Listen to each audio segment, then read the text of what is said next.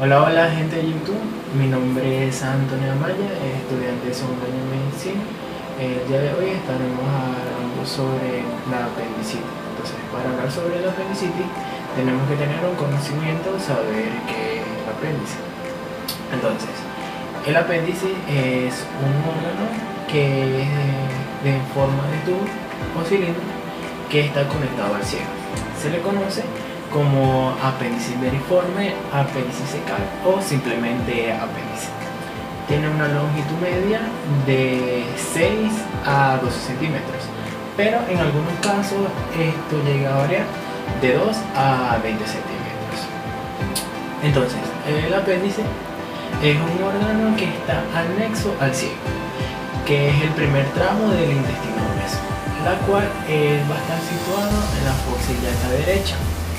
Puede haber variedades anatómicas donde el apéndice puede salir de algún otro tramo del intestino. Entonces el apéndice puede llegar a tener localizaciones distintas alrededor del ciego.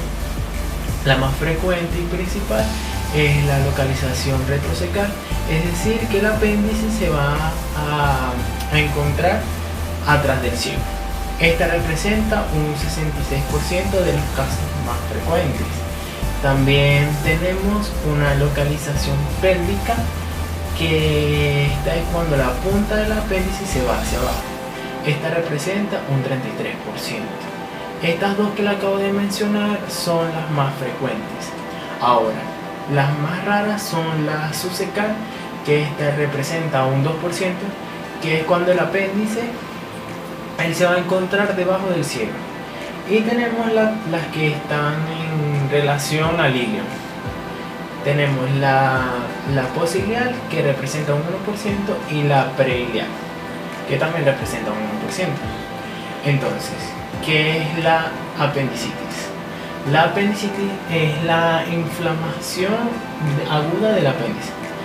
Esto llega a causar generalmente un dolor abdominal, anorexia y dolor abdominal a palpación. Es decir, que en la exploración física el paciente va a referir dolor al momento de palpar.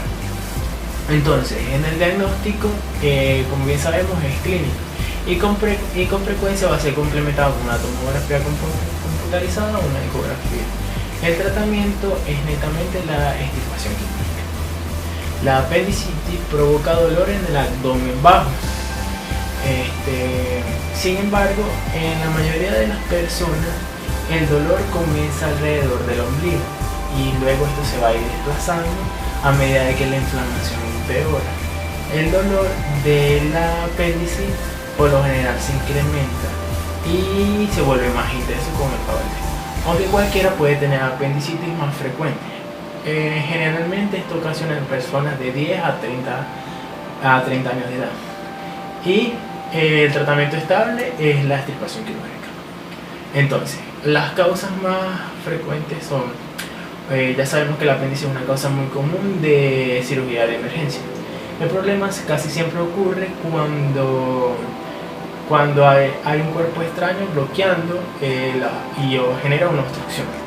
Generalmente esto suele ser por las heces, un cuerpo extraño, un parásito. Entonces, bien sabemos que el apéndice va a tener unos estudios evolutivos. Ya sabemos que es una enfermedad evolutiva que va a venir evolucionando con lo que pasa el tiempo. Tenemos aquí las diferentes fases que van a determinar en qué grado está la apendicitis. Tenemos la primera fase, que es la apéndice congestiva simple o catarral, que es aquí donde vamos a ver el apéndice. Ahí es donde va a empezar a inflamarse. Tenemos la apéndice flemonosa o supurativa, que es aquella en la cual el apéndice va a empezar a contener el líquido inflamatorio. Tenemos la apéndice granulosa o necrótica, que debido a esta contención que tiene el apéndice por esa sustancia infecciosa, ella va a proceder a una necrosis o una muerte celular. Y tenemos la apéndice perforada, que es un factor de riesgo debido a que cuando el apéndice se perfora, todo ese líquido infeccioso que está conteniendo va a salir al exterior y puede causar una peritonitis. Entonces, en estos ciertos casos, la manifestación clínica del paciente nos refiere a que siente un alivio debido a que todo ese líquido contenido del apéndice llega a ser expulsado. Entonces, hay que estar muy pendiente con respecto a cuando el paciente refiere dolor, cómo lo refiere. Entonces, tenemos los signos clásicos de la apendicitis aguda, que son un dolor en el epigastrio o un dolor umbilical, seguidos por náuseas breves o en causas tenemos también vómitos o anorexia. Después de unas horas, el dolor se refiere al cuadrante inferior derecho. El dolor aumenta cada vez que se realiza un movimiento o incluso cuando llega a haber tos.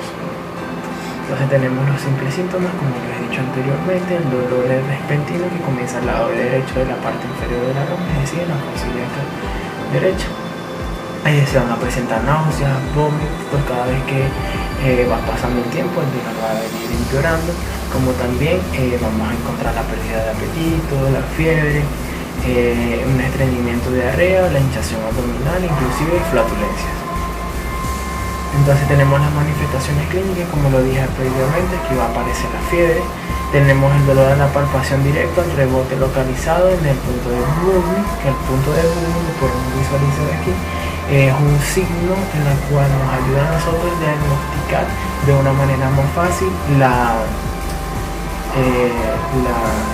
esta patología, la cual aquí podemos también diferenciar los diferentes signos para poder llegar a un diagnóstico más fácil.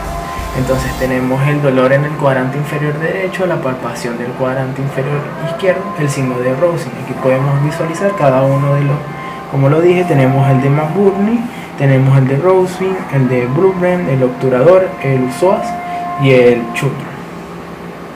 Entonces aquí en las manifestaciones clínicas, el aumento del dolor por la extensión pasiva de la articulación de la cadera derecha que se extiende al músculo iliopsoas. Ese es el signo en la cual es el signo de iliopsoas, que lo podemos visualizar aquí. Cada uno de estos signos que podemos visualizar, ellos nos van a nosotros a facilitar de una manera más concisa llegar a un diagnóstico de que la patología que está presentando el paciente es una apendicitis. Entonces tenemos la cronología de Murphy, que estos son unos pasos a seguir, o un método para poder diagnosticar fácilmente la apendicitis. Estos son una serie de factores cronológicos que va a venir surgiendo en el paciente. Tenemos primero el dolor en el epigastrio mesogastrio, después posteriormente se va a realizar una irradiada a la fosa ilíaca derecha, van a venir después las náuseas, los vómitos ocasionales, el dolor continuo localizado en la fosa ilíaca derecha, el dolor a la presión y la descompensación, la contractura muscular del cuadrante inferior derecho y las alzas térmicas y los escalofríos. Un punto a resaltar sobre esta cronología de Murphy es que si el dolor del paciente refiere vómito, no se va a detectar como una apendicitis. ¿Qué quiero decir con esto? Que en el momento al palpar al paciente, en el momento del examen físico, al presionar al paciente cada uno de los puntos, los signos que había comentado anteriormente, los signos de Burn y todo eso, si el paciente refiere vómito, quiere decir de que no es una apendicitis aguda. Los vómitos se van a venir ya después de haber realizado las palpaciones. Entonces aquí tenemos la escala de Alvarado, que este es otro método para poder diagnosticar fácilmente la apendicitis, donde aquí nos vamos a referir más que todo a los síntomas de los exámenes laboratorios. ¿En qué consiste esta escala de Alvarado? Esta escala de Alvarado consiste más que todo en ir chequeando cada uno de aquellos factores que va a venir presentando el paciente, es decir, la clínica. Si se presentan los síntomas como el dolor migrante a la fosa derecha, se le van a ir acumulando el punto. Es decir, esto consiste más que todo llegar a un total de 10 puntos dependiendo de todas las manifestaciones que presente el paciente. Y por último se van a venir dando una ponderación, una valoración, si es compatible de apendicitis, si es probable de apendicitis o hay una alta probabilidad de apendicitis. Entonces tenemos una etiología y fisiopatología. Bien sabemos de que la apendicitis es una obstrucción de luz debido a que hay algo que está tapando el orificio del apéndice. Entonces tenemos la obstrucción de la luz del apéndice, una hiperplasia linfoide, una dilatación del apéndice, que esto hace que se ensanche y provoque el dolor, una proliferación bacteriana y una inflamación. Esto se causa debido a toda esa sustancia inflamatoria que va a retener el apéndice durante los periodos de fase que le comenté anteriormente. Después se va a producir la necrosis, la muerte celular, la irritación de la serosa del apéndice y como por último que lo dije anteriormente, la perforación, que es un factor de riesgo.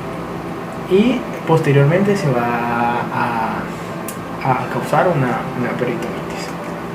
Entonces, como lo he dicho anteriormente, la apendicitis puede causar complicaciones graves. Por el ejemplo, la perforación del apéndice, como esto lo he comentado anteriormente, esto puede llegar a una gravedad de causar una peritonitis. Y tenemos la acumulación de pus que se forma en el abdomen. Si el apéndice se revienta, este puede llegar es posible que se vaya a crear una acumulación o se vaya a crear un acceso apendicular. En la mayoría de los casos, el cirujano o el médico que esté tratando al paciente va a drenar el acceso con un tubo que se deja alrededormente dentro de 2 semanas, y así el paciente recibe antibióticos para combatir la infección. Entonces tenemos el diagnóstico, como bien sabemos, la exploración física.